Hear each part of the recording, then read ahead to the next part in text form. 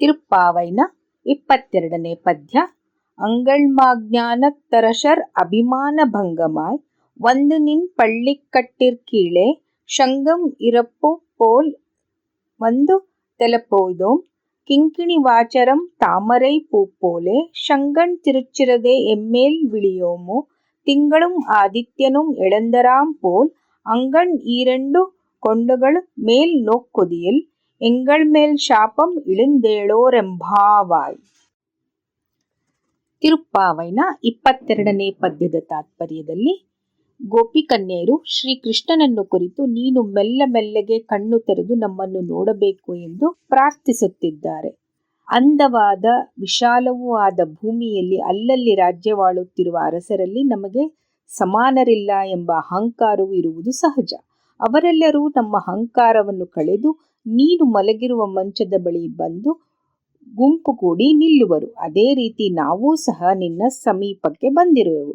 ಅರ್ಧ ಮಾತ್ರ ಅರಳಿ ಕಿಂಕಿಣಿಯಂತೆ ತೋರುವ ಕಮಲ ಪುಷ್ಪವನ್ನು ಹೋಲುವ ನಿನ್ನ ಕಣ್ಣುಗಳನ್ನು ಸ್ವಲ್ಪ ಸ್ವಲ್ಪವಾಗಿ ತೆರೆದು ನಮ್ಮನ್ನು ನೋಡಬಾರದೆ? ಚಂದ್ರ ಸೂರ್ಯ ಒಟ್ಟಿಗೂಡಿ ಉದಯಿಸಿದಂತೆ ನಿನ್ನ ಎರಡೂ ಕಣ್ಣುಗಳನ್ನು ತೆರೆದು ನಮ್ಮ ಶಾಪಗಳನ್ನೆಲ್ಲ ತೊಳೆಯುವುದಂತೆ ನಮ್ಮನ್ನು ಕಟಾಕ್ಷಿಸು. ಈ ಭೂಲೋಕವು ಸ್ವರ್ಗವಾಸಿಗಳಿಂದಲೂ ಸಹ ಮೆಚ್ಚಲ್ಪಡುವಂತಹ ಅಂದದವಾದ ಲೋಕ. ಇದು ಭಗವಂತನಿಗೆ ಸೇರಿದ್ದು.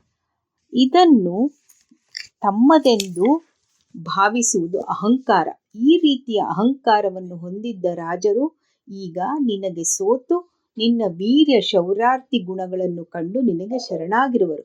ಈ ಗೋಪಿಕನ್ಯರು ಅವನ ಕಲ್ಯಾಣ ಗುಣಗಳನ್ನು ಕಂಡು ಶರಣಾಗಿತರಾಗಿದ್ದಾರೆ. ಆದಿತ್ಯನ ಪ್ರತಾಪವನ್ನೂ ಚಂದ್ರನ ತಂಪನ್ನೂ ತೋರುವವನು ಅವನ ಕಣ್ಣುಗಳು. ಆದ್ದರಿಂದ ಚಂದ್ರ ಸೂರ್ಯರು ಒಟ್ಟುಗೂಡಿದಂತೆ ತೋರುವುದು.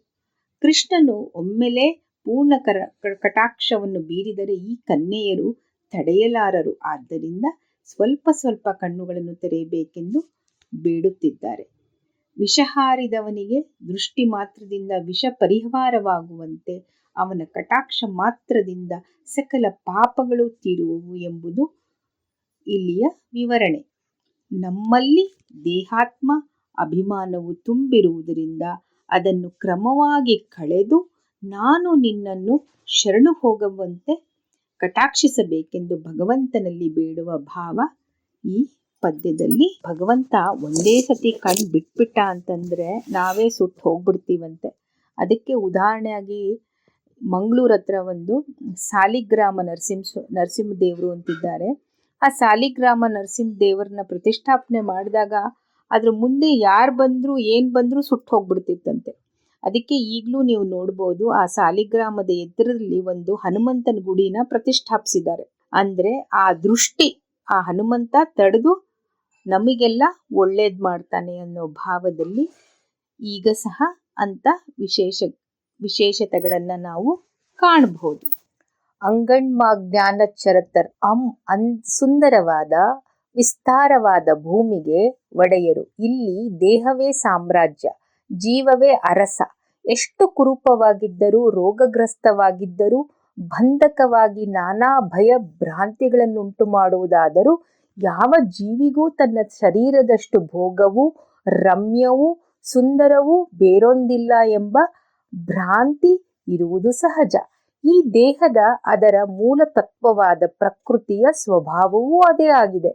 ಈ ಪ್ರಕೃತಿಯನ್ನು ಗೆಲ್ಲುವುದೇ ಆಗುತ್ತದೆ ಜೀವನದಲ್ಲಿ. ಕೇವಲ ಇದು ಆಗದೆಯೇ ಸಾಯುವವರು ಇದ್ದಾರೆ. ಇದು ವೈಚಿತ್ರ್ಯ. ದೇಹಾಭಿಮಾನ ಹೋಗುವುದು ಒಳ್ಳೆಯದೇ.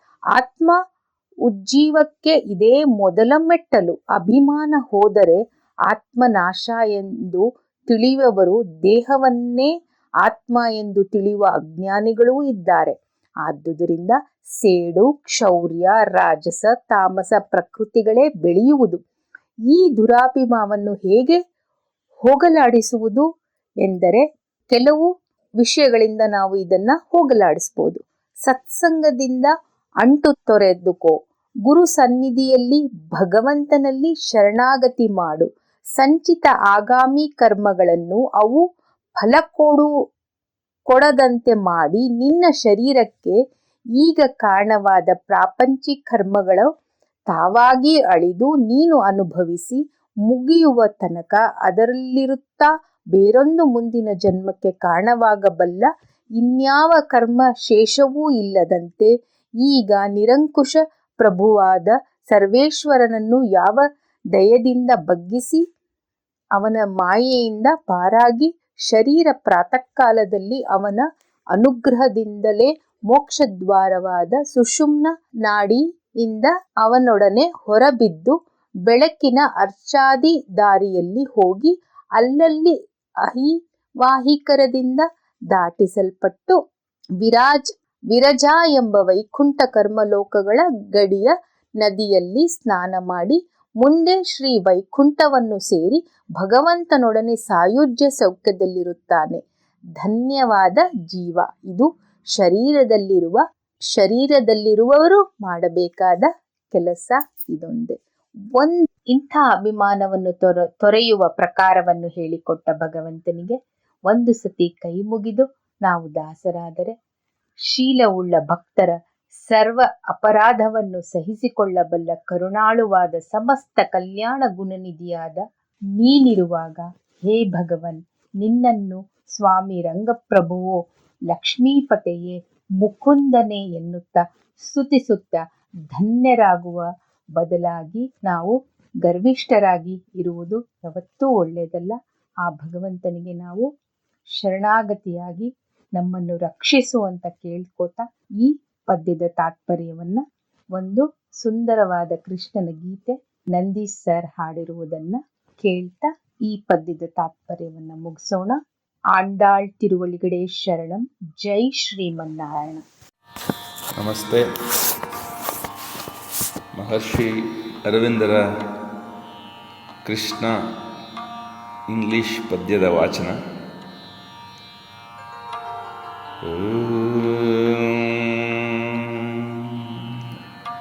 At last I find the meaning of soul's birth. Into this universe terrible and sweet, at last I found the meaning of soul's birth. I who have felt the hungry heart of earth, aspiring beyond heaven to Krishna's feet, aspiring beyond heaven to Krishna's feet. I have seen the beauty of immortal eyes and heard the passion of the lover's flute,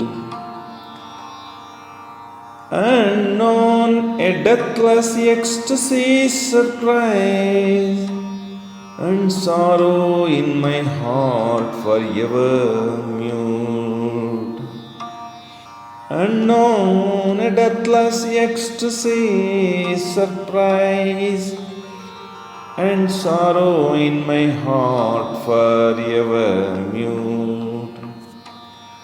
Nearer and nearer now the music draws, life shudders with a strange felicity, life shudders with a strange felicity. All nature is a wide unarmored pass, hoping her Lord to touch, to clasp, to be,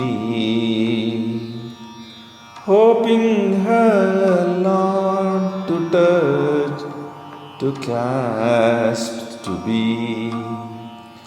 For this one moment lived the ages past, the world now throbs fulfilled in me at last.